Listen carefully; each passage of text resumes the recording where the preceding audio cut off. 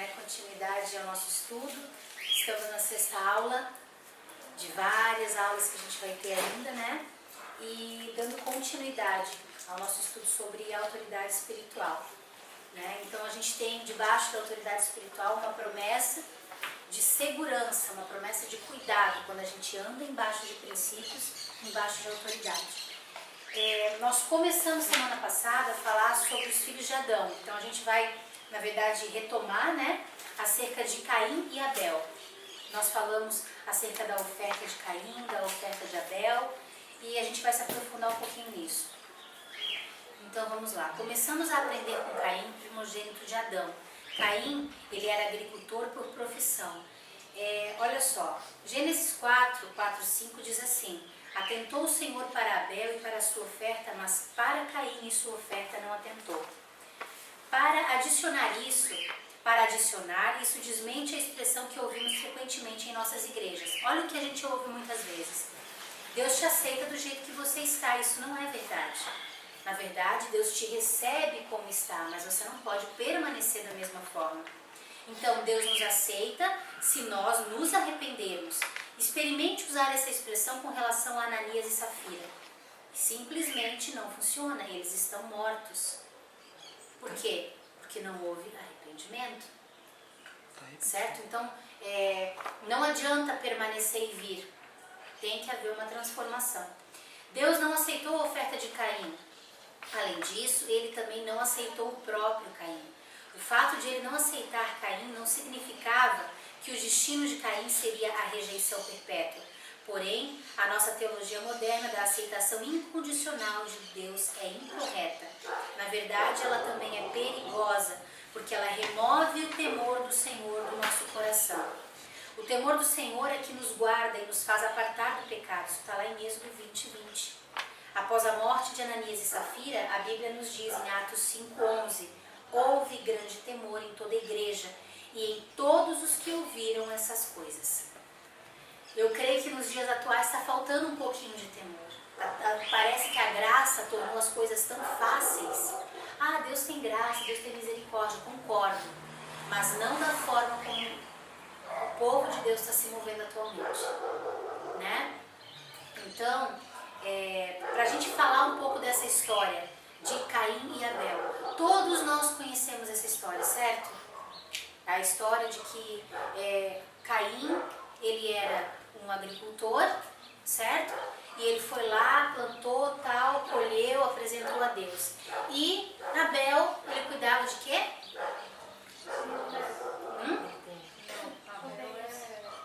Ovelhas, ele cuidava do gado, ele cuidava pastoreava, vamos colocar assim. E o que ele fez?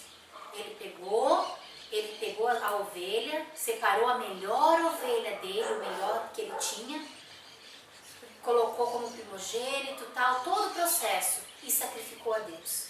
Nós sabemos que quando Adão e Eva pecaram no jardim, lá em Éden, qual foi a primeira coisa que Deus teve que fazer? Deus teve que cobri-los, porque eles perderam a cobertura de Deus. Porque eles escolheram conhecer o quê? O pecado, a árvore do conhecimento do bem e do mal. Nesse momento eles perderam a cobertura de Deus e perceberam que estavam nus. O que Deus teve que fazer? Sacrificar. Pela primeira vez, derramar sangue para cobrir a nudez de Adão e Eva. Então, esse princípio ficou impresso em Adão e Eva. E eles passaram para os filhos, tanto para Caim quanto para Abel. Então, os dois sabiam o que era agradável aos olhos do Senhor. Certo? Então, a Caim, ele escolheu, entendeu? Por mais, vamos parar e vamos analisar, né? Arar a terra é fácil? Não. Caim arava a terra. Quem trabalhou na roça, quem já cultivou terra sabe. E Abel cuidava das ovelhas, também não era fácil. A gente sabe que tem um processo bem grande, leva para comer, traz para beber água, cuida para isso, lobo, cobras, enfim. Os dois são difíceis. Mas então por que Deus não aceitou a oferta de Caim também? Porque no coração de Caim, a motivação do coração dele já estava corrompida desde o princípio. Quando ele ofereceu, ele deu o melhor dele, mas o coração dele já estava corrompido. Porque os pais já tinham explicado o princípio do sacrifício. Não, a Bíblia não diz isso, não está escrito lá. E Adão e Eva ensinaram para os seus filhos, mas é algo que é óbvio. Adão e Eva não iam simplesmente saíram do jardim, viveram, Deus conversou com eles e tal, e não ensinaram os filhos. E sim, ensinaram os filhos. E o que aconteceu? Deus viu no coração de Caim que ele estava o quê? Com ódio do irmão Abel. Porque Deus tinha recebido a oferta de Abel e não dele. Só que ele não entendeu que não era nada pessoal, era algo que ele tinha que ter usado como princípio e que ele deixou de lado para fazer o que ele achava melhor. A gente não reconhece esses caminhos nas nossas vidas de vez em quando? Deus te diz algo, você vai e faz o que você acha melhor. O que Deus falou para Caim? Caim, peraí, deixa eu achar certinho aqui, exatamente onde está.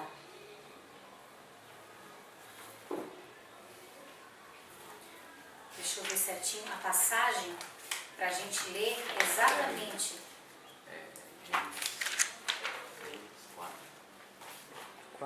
Aqui, ó, Gênesis 4:5 fala da hora que, uma vez que Caim se esforçou e ofereceu o que era inaceitável perante Deus, irou-se fortemente Caim e descaiu-lhe o semblante.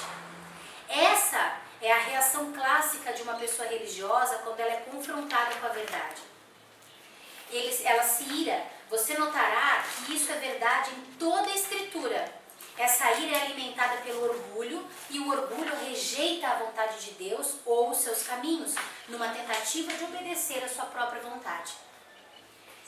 Gênesis 4, 6, 7. Deus, em sua misericórdia, tentou abrir os olhos de Caim ao lhe perguntar: por que te iraste? E por que descaiu o teu semblante? Se procederes bem, não serás aceito tu? Ali era uma questão de arrependimento para compreender que não tinha a ver com as frutas, tinha a ver com o mover, com o que estava no coração de Caim. Ele sabia o que Deus queria, mas ele quis fazer do jeito dele. Proceder bem para com Deus significa obedecer. Ele deseja obediência acima de sacrifício. Inúmeras vezes ele disse ao seu povo que se livrasse de suas músicas e instrumentos e parasse de trazer os seus sacrifícios. Por quê? Isaías 66:4. Porque quando clamei, ninguém respondeu. Quando falei, não escutaram. Eles sacrificaram, mas não ouviram e nem obedeceram o que o Senhor disse. A maior forma de adoração é o quê? A obediência. Sabendo disso, poderíamos inserir a palavra obedecer no lugar de proceder bem. Proceder bem, nestes versos de Gênesis, sem mudar o seu significado, leríamos: Caim, por que você se irou? Não há necessidade, aprenda com isso. Lembra a gente falando de aprender com os erros? Em vez de se irar e ficar chateado e ficar murmurando e ficar remoendo? Não, errei. Também. Vou aprender com o meu erro. Não ficar murmurando, não ficar remoendo. Ai, Jesus, por que eu errei? O Senhor falou comigo. Quantas vezes a gente se pega fazendo isso? Não, perde tempo fazendo isso não. Se arrepende e diz: Senhor, o que tu queres aprender? O que tu queres, aliás, me ensinar com isso? E vamos em frente. O Senhor então advertiu: se procederes bem, não serás aceito, e se não procederes bem, o pecado jaz à porta, e para ti será o seu desejo, sobre ele dominarás. Note duas coisas aqui. Primeiramente, o pecado da desobediência possui um desejo. O senhor da transgressão, Satanás, é a força por trás da desobediência. Uma vez que essa força conseguiu a sua entrada em Adão, ele tinha um único objetivo: controlar e reinar sobre todos eles. É similar a um cientista malvado que lançasse uma quantidade de gases radioativos em nossa atmosfera. Os gases penetrariam em todo lugar, embora a presença em si do cientista não pudesse fazer o mesmo. Então, o que ele faz? Ele desencadearia uma força poderosa e mortífera. O único que estaria protegido seriam os que usassem o equipamento de proteção. As Escrituras deixam claro, 1 João 5,19. Pode ler? Hannah? Sabemos que somos de Deus, que o mundo jaz no maligno. Eu sei disso. Então o mundo jaz no maligno. Eu não. O mundo é de Satanás? Não. É de Deus. Mas o homem entregou a Satanás. Então ele jaz no maligno. Página 25. Uma outra maneira de vermos isso seria compararmos o desejo do pecado com a lei da gravidade. É uma força constante que sempre está em funcionamento e afeta todas as coisas. Se a gente pisar fora do prédio, cai. Então você tem consciência do pecado ou você não tem consciência do pecado, o que vai acontecer? Bum! As consequências virão. Certo? Então você pode até não querer cair ou até mesmo não ter consciência ou dar credibilidade à lei da gravidade, contudo você ainda assim a encontrará. Um dia, os cientistas descobriram outra lei, a da elevação. Eles aprenderam que a lei da elevação suplanta a lei da gravidade, se as condições forem corretas. Homens inovadores criaram um avião baseados nessa lei. Quando você voa num avião, você está a um nível livre da força da gravidade e não será no ponto mais baixo da gravidade. As escrituras nos dizem, Romanos 8:2, porque a lei do Espírito de vida em Cristo Jesus livrou-me da lei do pecado e da morte. Então eu não vivo mais em pecado. Eu sou um santo lutando contra um pecado. Mas eu não vivo porque ele me libertou. Eu preciso só o quê? Tomar posse, certo? Ok. Quando se entra então numa dessas aeronaves, é maravilhoso ver que a lei da elevação me livra da lei da gravidade. Contudo, se o piloto decidisse desligar os motores e as asas do avião caíssem, o avião sentiria o efeito total da força da gravidade.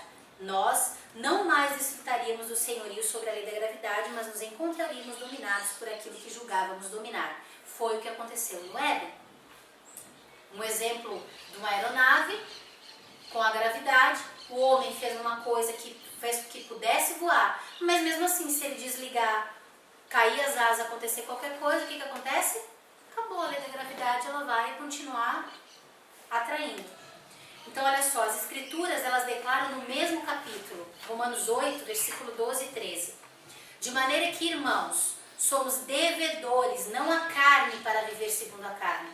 Pois se viverdes segundo a carne, morrereis. Então, embora a lei do Espírito nos livre do pecado, a lei do pecado permanece intacta. Ela ainda está lá. Depende da minha conduta, da minha postura, da minha posição em Cristo Jesus. Em obediência. Exatamente, em obediência. Nossa proteção ao domínio do pecado vem de uma fé verdadeira e da obediência. Porque se eu tenho fé, por que eu não vou obedecer? Por que eu não vou pegar essa estaca e cravar ela na minha vida para que essa tenda, que é a graça, voe? Eu vou fazer, eu vou prender ela em mim, eu vou colocar em prática essa cobertura, essa verdade. Então não tem porquê. Se Deus determinou, se as escrituras direcionam, nós temos que colocar em prática. A verdadeira fé é descrita ao mostrarmos frutos de obediência. Vamos abrir lá, gente? Não está aqui o versículo. Tiago 2, do 19 ao 23. Dá a Bíblia da mãe também, filha, essa primeira? Não, essa. Por favor. Tiago 2, do 19 ao 23.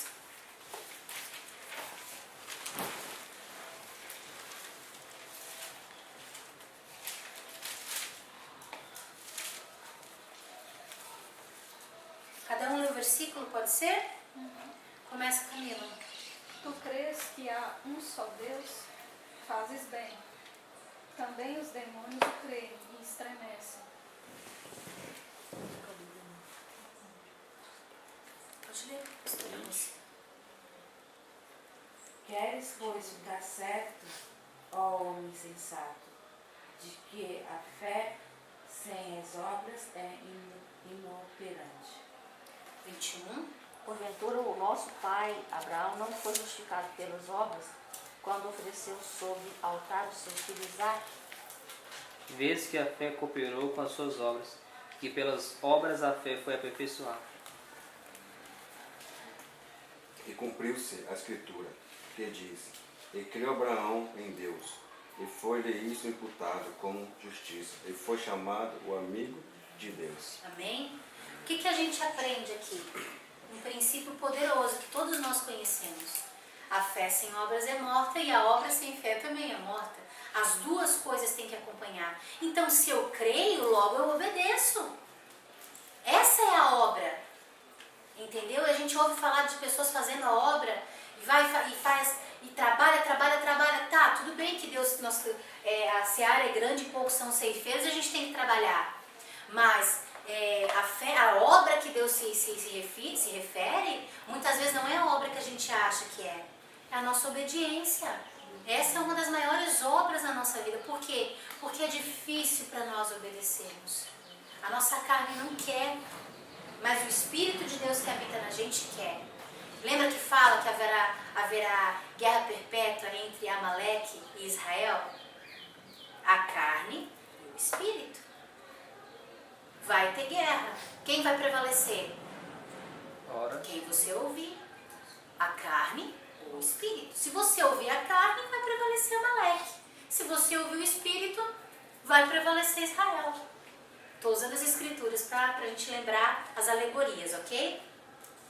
Então, fé e obediência são inseparáveis, porque a obediência é a evidência da fé verdadeira. Abel dominou a lei do pecado por fé e obediência a Deus.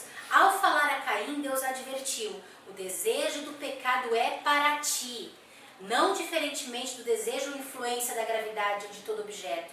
Para comparar, certo? Se me obedecerdes, o dominarás. O pecado é dominado por intermédio da obediência. Então, Deus falou para ele: o teu desejo está querendo te roubar da minha presença. Se você dominar sobre esse desejo me obedecendo, você não vai cair, você não vai pecar. Mas o desejo do pecado já está no teu coração. Deus avisou ele que ele ia matar o irmão. Tem outras passagens que são mais claras. Quer ver? Livre acesso. O segundo ponto que Deus deixou claro a Caim é que se ele não proceder bem ou obedecer a ele, o pecado jaz à porta. Gênesis 4:7. Deus viu no coração dele o que ele já estava intentando fazer e avisou: olha, se você não dominar isso, o pecado jaz à porta. Note que ele usou a palavra porta. Existe uma porta figurativa na vida de cada pessoa. Quer você saiba dela ou não. Ela está lá. Jesus não está batendo a porta? Se eu entrar, ele entrará e estará comigo. Da mesma maneira, o que diz lá eu acho que é em Eclesiastes, ou é Provérbios? Provérbios 4:23. Um abismo chama outro abismo? Salmos 46:7. Abismo chama outro abismo. Obrigada. Então, no Salmos 46:7, um abismo chama outro abismo, né? Um dia anuncia o outro. Então, o que acontece? A gente vê que Deus está... Provérbios 4:23 fala que tudo que você guardar, guarda as portas do teu coração. Em tudo que tiveres que guardar... Entre tudo que tem que guardar, guarda as portas do teu coração. Isso. Então, existem portas espirituais que devem ser guardadas. E aqui Deus avisou Caim: o pecado jaz à porta. Então, Deus nos disse desde o começo o que abre para o pecado e para a influência demoníaca e o que fecha. O que fecha é o quê? Obediência. O que abre é o quê? Desobediência. Mas a rebeldia, ela vem pela desobediência. Se eu obedecer, eu matei a rebeldia. Se eu desobedeço, eu abro a porta para a rebeldia. Ok? Deus nos disse desde o começo, então, o que abre e o que fecha. A desobediência abre e a obediência fecha. Então, o que aconteceu com Caim? Ele persistiu na sua própria sabedoria e questionamento. A inveja entrou no seu coração e, em seguida, a ofensa. Quantas situações, às vezes, a gente encara, ministerialmente falando, de alguém falar com uma autoridade, alguém chegar e te repreender e a gente deixar isso acontecer no coração. Então, a gente tem que prestar muita atenção naquilo que Deus está falando com a gente, ok? Então, em seguida da ofensa veio o ódio. O homicídio foi premeditado e não demorou muito. Caim matou o seu próprio irmão violentamente. Gênesis 4:9. Deus perguntou para ele o quê? Onde está teu irmão? Ele já tinha matado o irmão. Daí olha o que ele respondeu: não sei. Acaso sou eu guardador de meu irmão? Deus não sabia que ele já tinha matado Abel? Por que então que ele perguntou para Caim? Isso eu se arrependi. Deus está sempre, Ele nos dá uma chance de arrepender. Sempre. Não existe um ser humano na face da terra, um ser humano, que não tenha a chance de se arrepender. Se alguém disser, não, mas é aquele que não teve, não existe. É impossível. Os exemplos são dados desde Gênesis. Então qualquer pessoa em sua mente sã percebe que Deus sabia onde Abel estava. Mas é isso que acontece com alguém que se deixa levar pelo questionamento e desobediência em sua vida. Ele perde a noção da realidade e das coisas espirituais. Ele tenta diminuir a imagem de Deus ao nível de suas limitações. E imagina-se a si mesmo tão sábio quanto Deus, ou às vezes até mais sábio. Ele não pensou em sua mente correta, com sua mente correta. Lúcifer é o exemplo exato do questionamento que fez nascer a iniquidade e que o levou a crer que poderia ser maior do que Deus. Quão tolo ele foi! Mas ainda assim ele tem levado muitos a seguirem os seus exemplos. Se você fosse amigo de Caim e Abel e não soubesse da história, você poderia ter se surpreendido com a situação. Imagina Caim, gente, eles eram tão amigos, como que isso aconteceu? Eu jamais esperava isso de Caim. A gente poderia se questionar, nem ele. Só que quando as coisas começam a acontecer, a gente se deixa enganar pelo inimigo e vai deixando, a pessoa cega, você não tem mais noção do que está acontecendo. Perde a noção. Dessa maneira, a gente vê pessoas que começam com o coração em chamas pelas coisas de Deus. Elas estão ativas em seus caminhos e constantemente falando de Jesus para outros. Elas são como Caim, começaram diligentemente, mas com o decorrer do tempo, situações começam a se levantar e a expor áreas da vontade própria ainda dentro delas. Poderia ser assim como Caim, por meio das formas da autoridade direta de Deus, ou da autoridade delegada por ele. O questionamento, né? De qualquer forma, de qualquer uma dessas formas, sempre parece estar ligado à autoridade.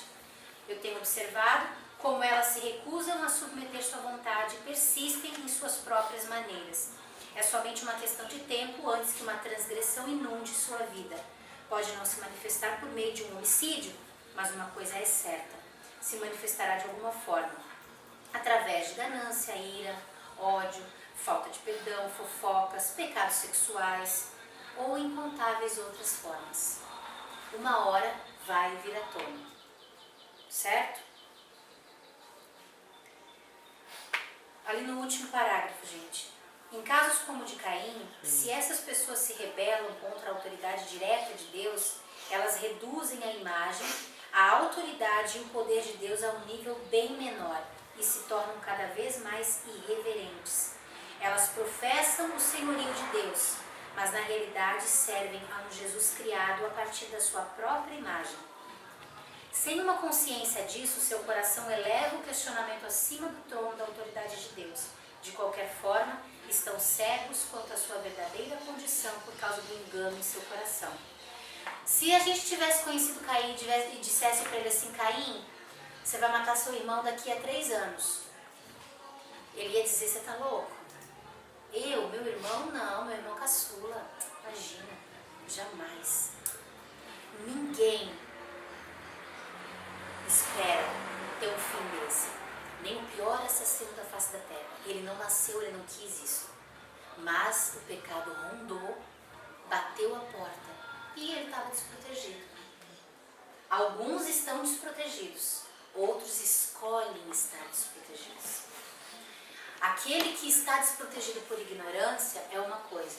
Agora, aquele que sabe o que fazer, Deus está lá, filho, o pecado jaz à porta, filho. Filha, não vai por esse caminho. E ela obstinadamente vai morrer. Vai acabar errante igual Caim. Se não se submeter, é sério, gente. E Deus nos ama, Ele vai estar sempre. Filha, filho, tô aqui, amo você. Vamos lá? Vamos fazer mais uma tentativa? Vamos continuar? Deus não desiste de ninguém. Nós é que desistimos de nós mesmos. Então, a desculpa de que Deus não olha pra mim, Deus não isso, não é Deus, é você mesmo. É eu mesma que estou desistindo de mim. Não Deus, gente. Deus não desiste de ninguém. Lá em João 3,16, Deus diz o quê? Que Deus amou o mundo de tal maneira que deu seu Filho unigênito para que todo aquele que nele crê não pereça, mas tenha vida eterna. Então, todo aquele que nele crê, o desejo de Deus é que nenhum só se perca. Mas Ele deu o livre-arbítrio. Às vezes eu fico pensando, será que Ele não se arrependeu, né? Porque tanta gente se perdendo. Mas Ele deu, foi um presente. A parábola do filho pródigo nos mostra esse presente. De decidir, de escolher. Depois fala assim, Deus será que deu? Eu acho que se eu não desse o livre-arbítrio, muita gente diz, eu vou servir a Deus porque eu sou obrigado a servir, eu sou obrigação, entendeu? Então acho que Deus deixou o livre-arbítrio, porque a gente vai por amor a Ele, não por obrigação, eu vou servir a Deus por obrigação, eu faço isso porque eu sou obrigado a fazer, senão eu posso estar no mundo, ou não, porque eu sou obrigado a servir a Deus, entendeu? Só vou deixar de escolha de vocês, para depois de falar que eu sou culpado, vocês não têm essa Pois razão. é, mas é mesmo. De repente esse é o essa a pensamento questão. do filho pródigo, né? De repente esse era o pensamento dele, estava dentro do coração dele como Caim. Ele servia por servir, quando ele saiu fora, quando ele caiu Ele em viu si, que ele precisava de Deus. quando ele caiu em si, ele voltou. E Deus até o fim tentou a mesma coisa. O filho pródigo voltou. É. Caim não quis. Caim ainda mentiu para Deus e disse uai, né? Por acaso eu sou agora babá, guardador do Abel? E o menino já estava morto. E o sangue dele já clamava na terra. Certo? Onde é que a gente está aqui? Se você tivesse dito. Onde?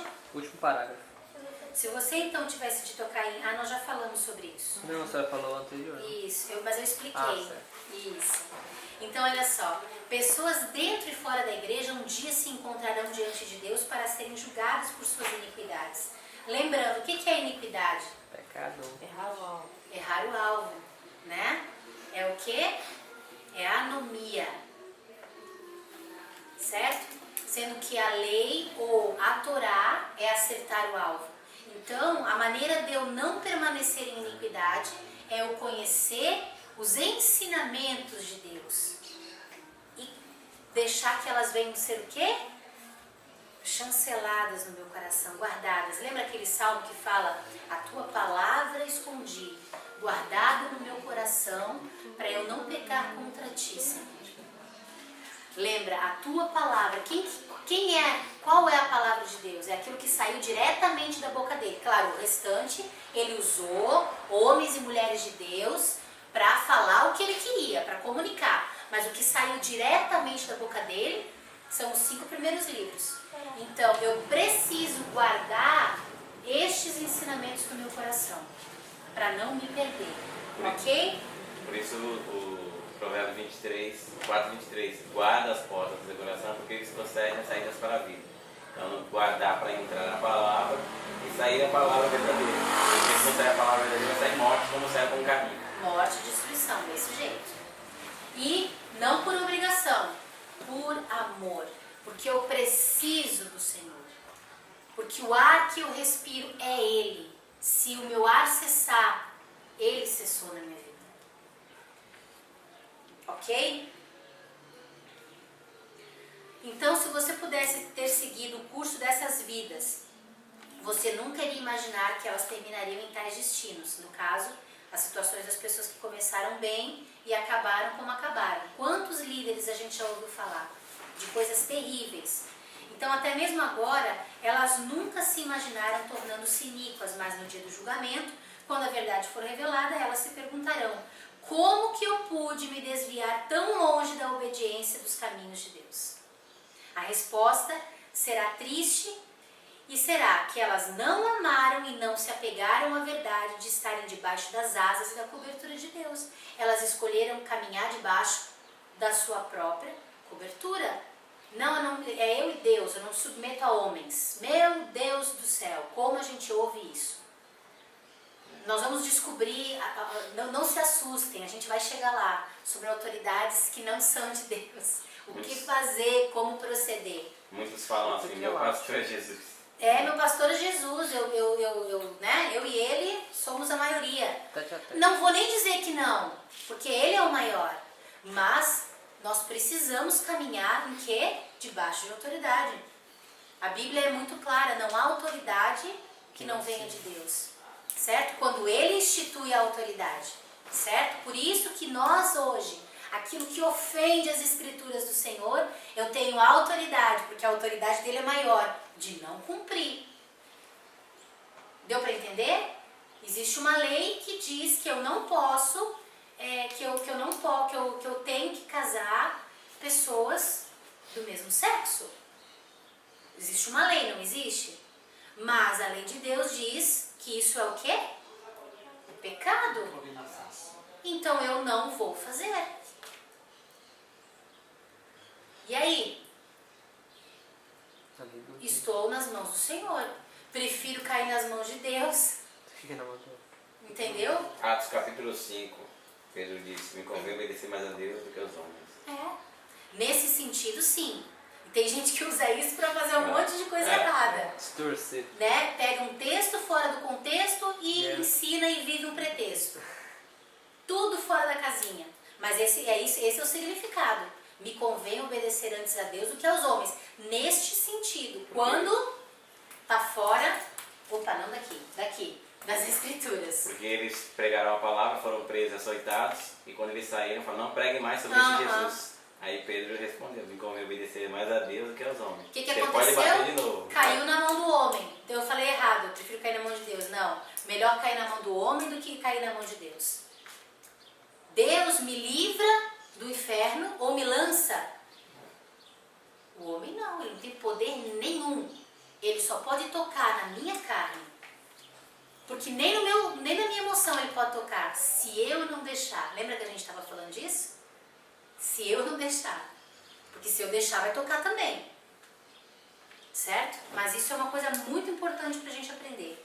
Então, olha só. Existe somente uma esperança para pessoas que estão enganadas e que a misericórdia de Deus abra seus olhos. Que a luz da sua verdade retire toda a venda do engano. O clamor do meu coração e o propósito deste estudo é de advertir pessoas contra o senhorio do poder secreto da iniquidade e de incendir a luz da verdade sobre aqueles que se encontram nas garras e assim os libertar. Garras de Satanás. Então eu pergunto, quantos têm caído em desobediência? E a reação é sempre assustadora. Geralmente mais do que 50%. Muitos confessam: eu não sabia que a rebelião estava em mim até que a verdade foi exposta ao meu coração. E isso acontece com a gente. Eu contei para vocês, eu fui confrontada na minha rebelião uma vez por uma pastora, a pastora Rose. Ela disse assim: você é uma falsa submissa. Fiquei no veneno. Eu não, eu faço tudo que me falam. Eu digo, eu sou obediente, eu estou aqui tal. Daí ela disse assim: por conhecimento divino. Mas e o teu coração, como fica? E eu fiquei brava, briguei com ela, disse que aquilo não era de Deus, mas eu fui orar. E Deus falou comigo. E no dia seguinte eu fui me retratar com ela, pedindo perdão, e pedindo perdão para todo o ministério de louvor, porque eu tinha pecado contra eles também. Por quê? Porque aconteciam coisas que eu acabava desagradada, e daí quando a gente está num corpo de obreiros, quando a gente está num corpo como a gente tem vivido, a gente acaba que peca e fere todo o corpo. Porque se eu bater com o meu dedinho, a minha mão inteira vai ficar dolorida e o meu corpo vai ficar amuado, né? Se eu der um chute sem querer num canto ali, o meu biquinho, meu Deus, né? Todo mundo acho que já fez isso uma vez na vida. todo, parece que o corpo inteiro sente a pancada. É assim que é o pecado, quando a gente peca dessa maneira. Então, no dia seguinte, eu fui lá e pedi perdão para todo o corpo de obreiros. Daí a pastora disse, não, tu não precisa. Eu falei, não, pastora, eu preciso. Posso? Vai então, vai lá, se você sente. E foi tão tremendo que todo mundo se consertou. Houve um conserto geral. Daí era fulano pedindo perdão para ciclano. Foi lindo. Um babando de um lado, outro chorando do outro. Conserto. Quando a gente remove a rebeldia do nosso coração, Deus faz coisas extraordinárias. E isso não são coisas simples, né? Às vezes tem coisas mais complicadas ainda. Então, olha só, a gente viu a primeira parte das consequências da desobediência, que foi o quê? A morte de Caim, a morte de Abel, né? O que mais? A consequência do pecado. A cegueira que Caim ficou, a surdez espiritual, ele não via, ele não enxergava, ele só estava olhando para ele, para a dor, para a ofensa, sem ver que ele precisava era ter ouvido a Deus só e obedecido. Deus chamou ele para o arrependimento e ele escolheu não se arrepender, ele escolheu continuar com a sua justiça própria. Então, a consequência da desobediência, a segunda situação, a obediência parcial é como desobediência aos olhos de Deus. Ai, ai, ai, essa vai pegar. Caim desobedeceu completamente, certo? É a primeira consequência. Agora, para Deus, desobediência parcial também. É desobediência. Aliás, obediência parcial também é desobediência. A gente pode usar como exemplo... A gente pode usar como exemplo o quê? Quem? Que vocês lembram, assim, que é super usado no Evangelho para falar disso? Saul. O que Saul fez naquela história lá de... quando ele foi... Agora esqueci qual que era. Samuel deu ordem para ele matar o rei Amaleque. Isso. Toda a descendência. Ele Os animais, poupou as mulheres, os animais e as crianças. As mulheres para ser concubinas, as crianças para ser escravos, o rei para ser moeda de troca. Mas não foi o que ele falou para Samuel, né? Ele disse, não, eu guardei para ti, Samuel, para ver o que você decidia. Daí o que Samuel disse? Mas Deus não foi claro, não te mandou exterminar todos? Mas o povo, né? Ele se preocupou mais com o que o povo dele Queria. ia pensar dele do que com o que o Deus dele. E tanto é que depois que o pessoal, aquele povo, virou espinho na frente dele. Não. Verdade. Então, olha só. A observação, então, da vida de Saul nos garante uma compreensão ainda maior sobre as consequências espirituais de não obedecermos totalmente à autoridade divina. Se permitirmos esse entendimento, nos fortalecerá e os erros que ele outrora cometeu nos servirão de advertência. Então vamos prestar atenção em alguns detalhes do que aconteceu com Saul. Disseram-nos, Romanos 15:4, pois tudo o que outrora foi escrito para nosso ensino foi escrito. Lá quando Paulo escreveu aos Romanos, ele disse, gente, prestem atenção, tudo que está escrito tem uma motivação, é para ensinar, é para nos ajudar. 1 Coríntios 10:11, tudo isto lhes aconteceu com exemplos, e estas coisas estão escritas para o nosso aviso, para quem já são chegados os fins dos séculos. Então, a gente vê em 1 Coríntios, a gente vê agora em Romanos, em várias partes da Bíblia, avisos do que é para ser feito e do que não é. Ou atitudes de pessoas para que nós sigamos o exemplo ou não. Alertas. Obediência parcial. Comecemos então quando o antigo profeta de Israel, Samuel, foi a Saul comunicar uma ordem da boca de Deus.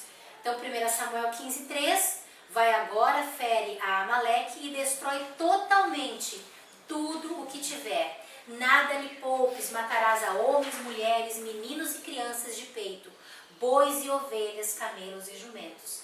1 Samuel 15:3. Deus foi detalhista, né? Não, ele detalhou tudo que ele queria.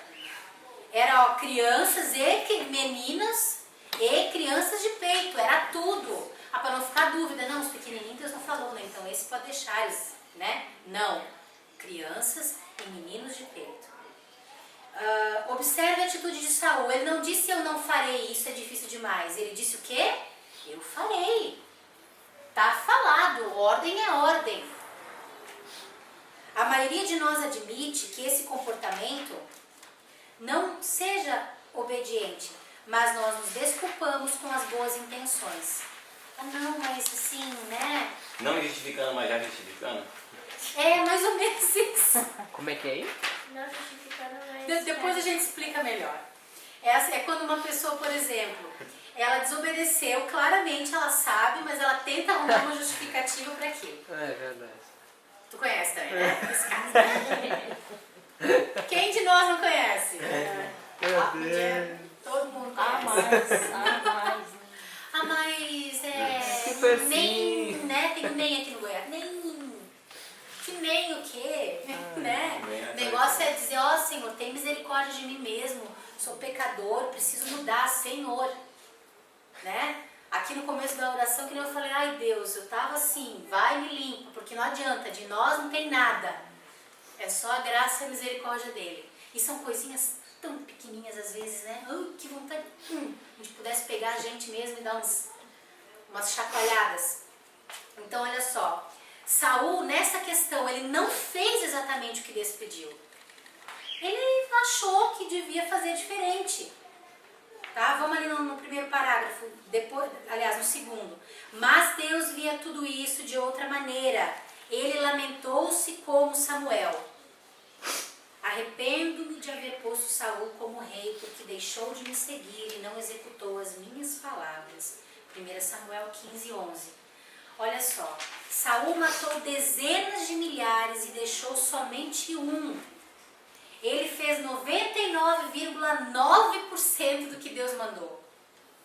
A maioria de nós veria a obediência em sua atitude, mas Deus viu desobediência. Na verdade, por intermédio do profeta, poucos versículos depois, ele chamou isto de rebelião.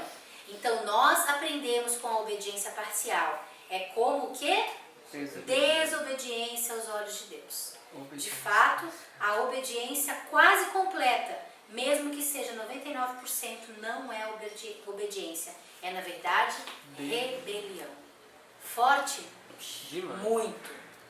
Pega a gente pelo pé assim e puxa o tapete. Pé, orelha, cabeça, Tudo. Quantas vezes nós ouvimos então um comentário, por que você não olha para o que eu fiz? Eu fiz tudo certo, poxa, foi só isso aqui. Isso nas nossas caminhadas junto um com o outro aqui. Né? O esposo, a esposa, ou os pais, né? Os filhos amam dizer isso pro pai, poxa, mãe, eu fiz tudo a semana inteira, hoje que eu avacalhei, que eu não fiz o que você falou. Por quê? Talvez isso é tão forte nos pais. Porque com Deus é a mesma coisa. Ó, isso aqui eu não tinha pensado ainda, tá vindo fresquinho. Do céu. Ô, glória. Fez a coisa certa do jeito errado. Exatamente. Por quê? Porque obediência parcial não é obediência, é rebelião. Você não fazer por um motivo, você tem uma tarefa para fazer, vou falando dos filhos. Tem uma tarefa, tá ocupado, tá estudando muito, tá corrido. Mãe, pai, tô ocupado, tô fazendo um negócio aqui, mas fica tranquilo que eu vou fazer. Poxa, cara, o pai é compreensível, não tem problema. Agora, enrolar o pai e a mãe é pecado de rebelião. Entendeu? Ou ficar dizendo, não, já tô indo. E não vai. Lembra aquela parábola dos dois que o pai falou para um, disse assim, vai lá na terra. Um disse, tô indo. O outro disse, ah não, pai, não vou. Mas ele foi. Quem foi que fez a coisa certa? Aquele que foi. Não aquele que disse que ia e não foi. Então são princípios que a gente precisa guardar. Ok? Então olha só. Saul poderia ter dito isso com certeza. Né? Ai, mas eu fiz tudo, eu matei todos os bichinhos. Nananana.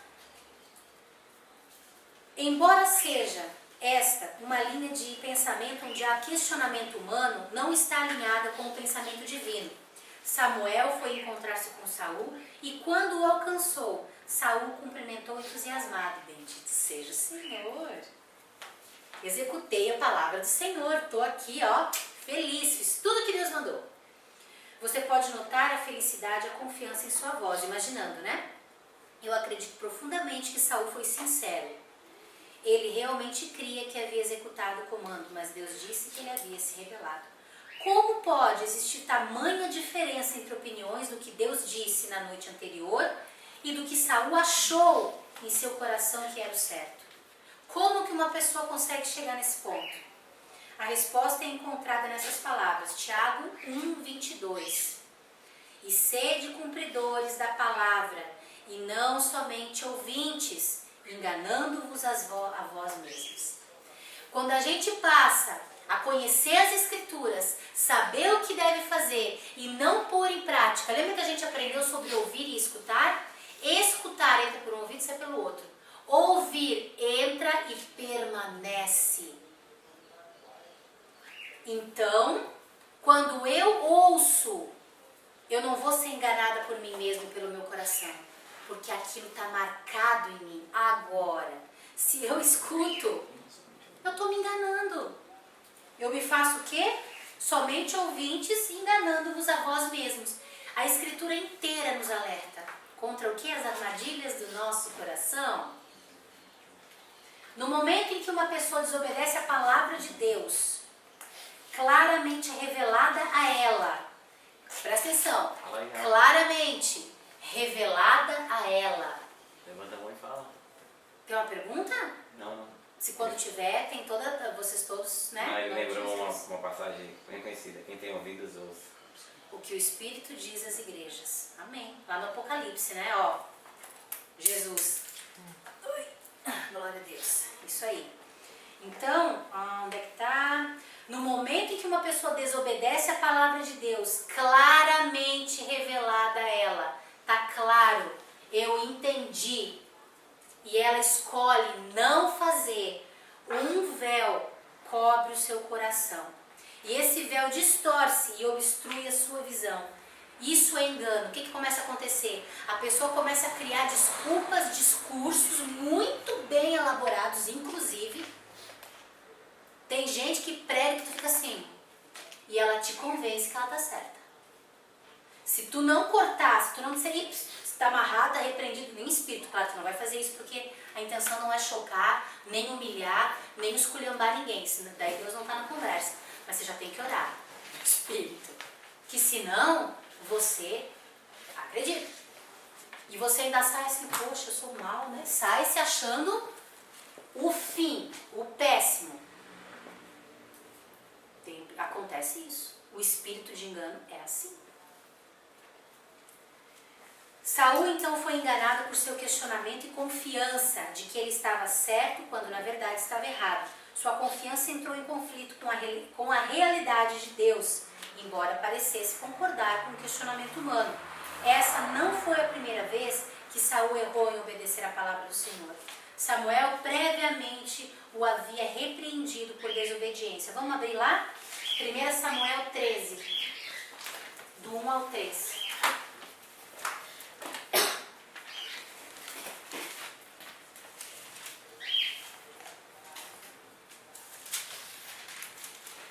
Ok? Um ano tinha estado Saul em seu reinado, e o segundo ano reinou sobre Israel. Então Saul escolheu para si 3.000 homens de Israel, e estavam com Saul 2.000 em Micmas e na montanha de Betel. 1.000 estavam com Jonatas e Gibeá de Benjamim, e despediu o resto do povo, cada um para a sua casa. E Jonatas feriu a guarnição dos filisteus que estavam em Gibeá, o que os filisteus ouviram, pelo que Saul tocou a trombeta por toda a terra, dizendo: ouçam os hebreus. O que aconteceu aqui, nessa guerra entre os israelitas e os filisteus? Aqui tinha havido como é que eu posso dizer, um acordo há muitos anos antes, que eles não poderiam estar guerreando com esse povo. E no caso aqui, eu abri certo, né? 1 Samuel 13, do 1 ao 3. Olha só, Poderia ter havido outros incidentes que não foram registrados, mas Saul tinha um padrão de desobediência. O que aconteceu? Samuel, mais aqui na frente, quer ver? Vamos continuar vendo aqui onde a gente acha. Vamos continuar o 4, né? Então todo Israel ouviu dizer, Saul feriu a guarnição dos filisteus e também Israel se fez abominável aos filisteus. Então o povo foi convocado após Saul em Gilgal. Os filisteus se ajuntaram para pelejar contra Israel, 30.000 carros e 6.000 cavaleiros.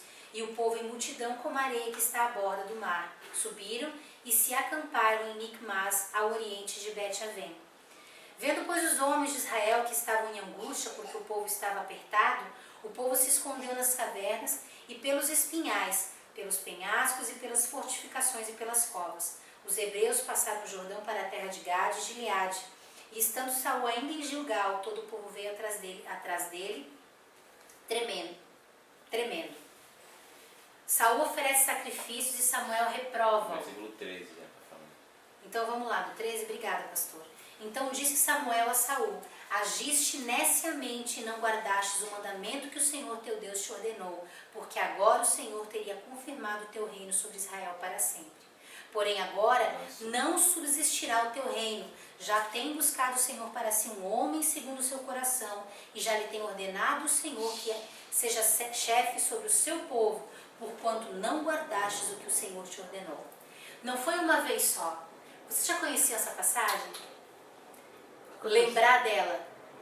Não, a gente lembra só aquela passagem de Saul com relação a Amaleque. Saul já tinha um padrão de desobediência. E Deus já estava várias vezes. Aqui ele foi repreendido. Se ele tivesse ouvido, o que teria acontecido? Arrependimento, Ele transformação. Mas Saul foi um rei escolhido, não foi um rei escolhido por Deus, né? Também. Foi pelo homem, né? Foi o homem que escolheu. Na verdade, Deus não queria rei. O povo de Israel se comparou aos povos daquela terra. E o que aconteceu? Queriam ter um rei. Entendeu? Então o que aconteceu com eles? Eles elegeram a Saul. Ok? Uma coisa começa errado, termina errado. Um ponto bem importante é esse ponto aí da ignorância, quando você não sabe o que é uma autoridade, vamos dizer, obedece, não obedece por causa da ignorância. Sim. E você já sabe e não obedece. Pausar aí? Pode falar. Então essa é a diferença entre Saul e Davi. Também pode bater legal. É verdade. Saul foi confrontado e continuou errando. Davi foi confrontado e se jogou no chão e rasgou as suas vestes. Fez o contrário de Caim. Ok, então vamos lá. O que é esse véu do engano? Como que ele trabalha no nosso coração? Vocês sabem, podem me dizer que horas são, que eu já não peguei? 7h20. Tá. Você lembra da primeira vez que pecou após ter sido salvo? Não? Aqui tem uma recordação, né? Ele lembra. Eu me lembro, quando a primeira vez na minha vida, eu limpei do meu coração a palavra torpe. Eu vou falar disso porque foi o que mais me marcou. Eu tinha a boquinha bem sujinha. E daí o que aconteceu? Eu peguei e um dia, numa braveza, numa ira, eu larguei uma palavra desagradável. Meu Deus, vocês não têm ideia. Eu já compartilhei com alguns de vocês. Eu queria morrer, eu fiquei com uma vergonha, um negócio dentro de mim. Porque fazia muitos anos, não era meses, era anos. Meu Deus, gente, fazia mais de 5 anos que eu não saía nunca nenhuma palavra. E eu falei, eu queria morrer. O meu sentimento foi algo tão... Sabe quando tu fica assim... Ai, o que vai ser de mim? Porque... Isso, obrigada. Estava tentando achar. Voltei pro final da fila. Me senti dessa maneira. Sabe? Mas alguns podem falar assim, meu Deus, mas é tão bobo. Tudo bem, pode até ser bobo. Mas não foi bobo pra mim. Pra mim foi um pecadão. Porque estava limpo, fazia muito tempo. Muito. E eu fiquei muito brava por ter deixado isso acontecer. Sabe? Então olha só, como filhos de Deus, nós somos cientes dos seus sentimentos. eu senti profundamente como eu feri o coração de Deus. Porque a minha preocupação na hora foi assim, meu Deus, eu pequei contra ti, Senhor. Que vergonha, que vergonha, que vergonha. Tem misericórdia de mim. Estou fazendo meu pai chorar. Ai, que luta. Foi horrível. Horrível. Muito ruim. É a convicção, então, do Espírito Santo em nosso coração martelando. Porque daí fica aquela coisa, você fica com o seu coração, tem alguma coisa errada, estou triste, o que aconteceu? O que eu fiz? É o Espírito de Deus avisando você. Sabe? Então, o que acontece? Quando nós nos justificamos o que nós fazemos, virando as costas para o verdadeiro arrependimento, acontecem duas coisas quando eu começo a me justificar. Duas coisas bem fortes. Primeiro, nos posicionamos para repetir o mesmo ato de desobediência. Quando eu justifico, eu já estou dizendo assim, vou errar.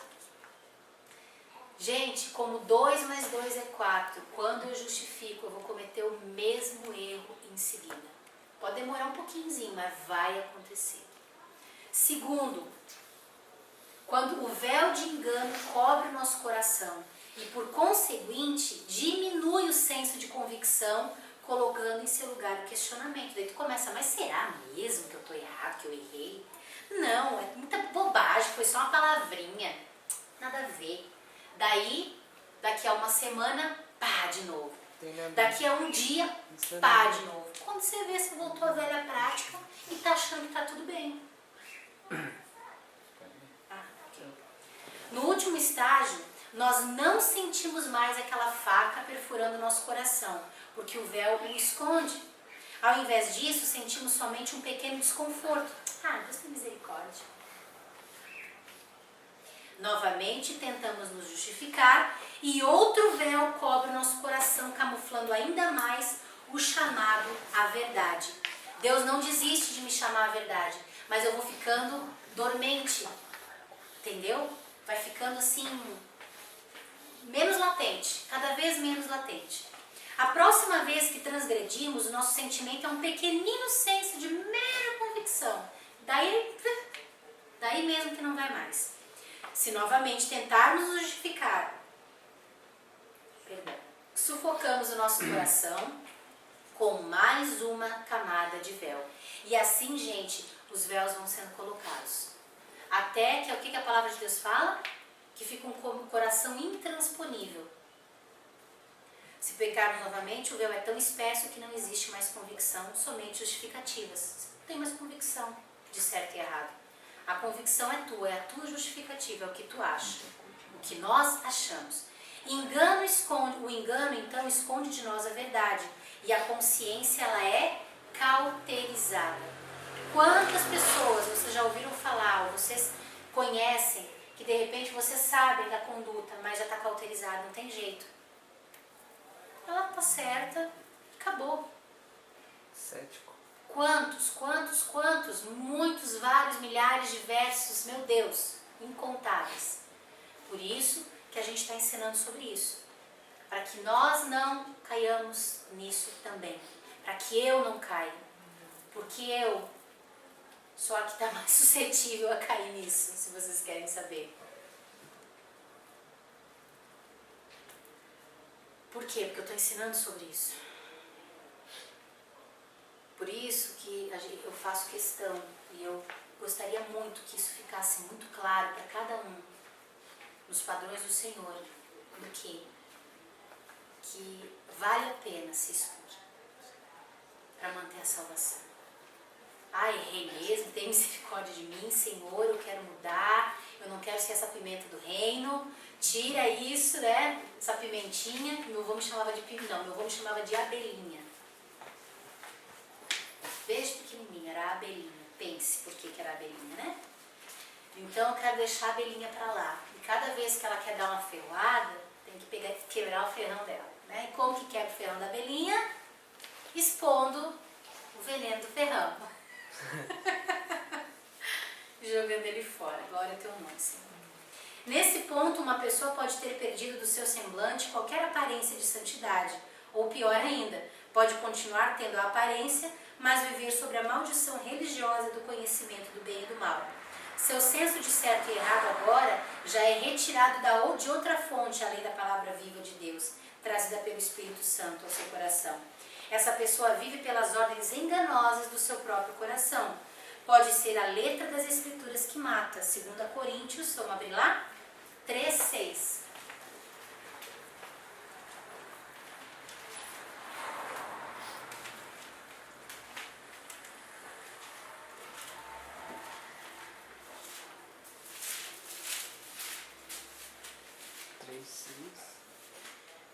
Pode ler. Porque qual nos fez também capazes de ser ministros do Novo Testamento, não da letra, mas do Espírito, porque a letra mata, o Espírito vivifica. Ao contrário do que muitas pessoas falam, né, nós devemos sim conhecer as Escrituras e nos aprofundar nelas. Mas o conhecimento intelectual sem o Espírito de Deus mata. Literalmente. Mata de orgulho, mata de inveja, mata de Soberba. soberba, Como assim? mata. Você acha? E é uma morte lenta, sufocante. Então, porque a letra das Escrituras que mata, ou que a sociedade dita como certo e errado, qualquer uma dessas formas deixa a pessoa fora do alcance do Deus vivo. Agora, a única maneira de alcançá-lo é uma palavra profética enviada por Deus. Então, o que acontece, gente? A gente vai parar por aqui. Essa pessoa, ela tem jeito? Tem. Claro que tem. É Deus caso não desiste de possível, né? ninguém. Só que vai ser o quê? Vai ser o coração dela aberto, entregue, e uma palavra profética que rasga o véu do coração. O que é uma palavra profética vinda de Deus? É algo que vai confrontar o nosso padrão. E eu tenho a chance de dizer, Senhor, eis-me aqui. Ou eu vou me justificar de novo. E mais um véu vai se colocar sobre o meu coração. Então, gente, existem 3 passos para a gente deixar Deus acabar com isso na nossa vida. Se alguém está nessa condição, se você que está nos assistindo se encontrar nessa condição. Sabe? Nenhum de nós está livre disso, amado. Não fica triste. Só pede para Deus. 3 passos. Existem 3 passos, certo? E na próxima semana nós vamos estar ensinando, mostrando pelas Escrituras quais são esses passos. Você ficar curioso. Deus abençoe e fiquem na graça e na paz.